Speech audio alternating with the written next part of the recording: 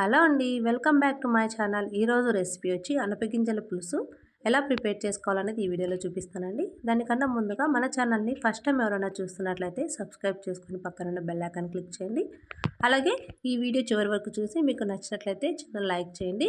ఇప్పుడు ఏమేమి కావాలనేది చూపిస్తానండి. అనపగింజలు, అలాగే ఒక ఆనియన్, 2 పచ్చిమిర్చి, పోపు దినుసులు, కరివేపాకు, అలాగే 2 బాగా మాగిన టమాటాలు, అలాగే ఈ మసాలా అండి మెయిన్. ఈ మసాలా నేను ఏమేమి వేసానంటే చెక్క, లవంగం, ఎండుమిర్చి, ఎండు కొబ్బరి, అలాగే ధనియాలు, పల్లీలు ఇవన్నీ వేయించి పొడి చేసి పెట్టాను.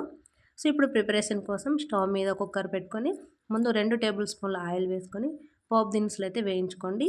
ఇవి బాగా వేగిపోయిన తర్వాత ముందుగా కట్ చేసి పెట్టుకున్న ఆనియన్, పచ్చిమిర్చి, కరివేపాకు అన్నీ వేసుకొని అవి కూడా బ్రౌన్ కలర్ వచ్చేంత వరకు వేయించుకోండి. సో ఇవి ఆనియన్స్ అనేవి బాగా మగ్గిపోయిన తర్వాత మనం టమాటా ముక్కలని యాడ్ చేయాలండి. సో ఇది మనకు పూరీలకు కానీ, దోశలకు కానీ, రాగి సంగటికి కానీ, రైస్లకు కానీ ఏ దానికైనా కాంబినేషన్ చాలా బాగుంటుందండి టేస్ట్ అనేది. సో ఇప్పుడు టమాటా ముక్కలు వేసి ఒకసారి బాగా కలుపుకొని మెత్తగా మగ్గిపోయేంత వరకు ఉడికించుకోండి. అలాగే ఇక్కడ అల్లం పేస్ట్ కూడా మీరు యాడ్ చేసుకోండి. ఆ క్లిప్ అయితే మిస్ అయింది.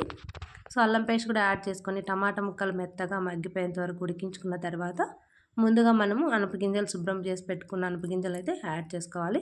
యాడ్ చేసుకొని ఒకసారి అంతా కూడా బాగా కలిపేసుకోండి. ఇప్పుడు మనం ఇందులోకి మసాలా అయితే యాడ్ చేసుకోవాలి. ముందు ఉప్పు, పసుపు, అలాగే ముందుగా ప్రిపేర్ చేసుకున్న మసాలా అయితే ఇక్కడ 4 స్పూన్లు అయితే నేను యాడ్ చేశాను. సో ఇవన్నీ వేసుకున్న తర్వాత మీరు మళ్ళీ ఒకసారి టేస్ట్ అయితే వాటర్ వేసిన తర్వాత టేస్ట్ చూడండి. అంటే కారం కానీ, ఉప్పు కానీ మీకు ఏమైనా తక్కువ అనిపిస్తే మళ్ళీ యాడ్ చేసుకోవచ్చు. సో మసాలాని యాడ్ చేసిన తర్వాత ఒకసారి బాగా కలుపుకొని ఒక గ్లాస్ వాటర్ వేసుకోండి.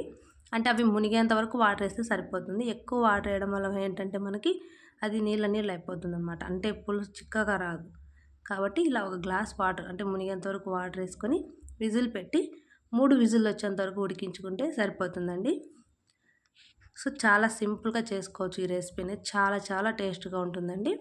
సో 3 విజిల్ల తర్వాత మనం మూత తీసి చూసామంటే ఆయిల్ అంతా కూడా పైకి తేలి మనకు గింజ అనేది బాగా ఉడికిపోతుంది. మరీ ఎక్కువ విజిల్స్ పెట్టామంటే మనకు ఆ గింజ అనేది మెత్తగా పీస్ అయిపోతుంది. అంత టేస్ట్గా ఉండదన్నమాట. మనకు గింజ అనేది కనపడుతుంటే నములుతున్నప్పుడు చాలా బాగుంటుంది. సో ఇది నేను ఇక్కడ పూరికి, రైస్కి రెండింటికి కూడా కాంబినేషన్గా చేశాను. సో చాలా చాలా టేస్ట్గా ఉంటుంది. మీరు కూడా తప్పకుండా ట్రై చేసి ఎలా వచ్చిందో నాకు కామెంట్ సెక్షన్లో చెప్పండి. అలాగే ఈ వీడియో మీకు నచ్చింది అనుకుంటున్నానండి. నచ్చినట్లయితే చిన్న లైక్ చేయండి, షేర్ చేయండి.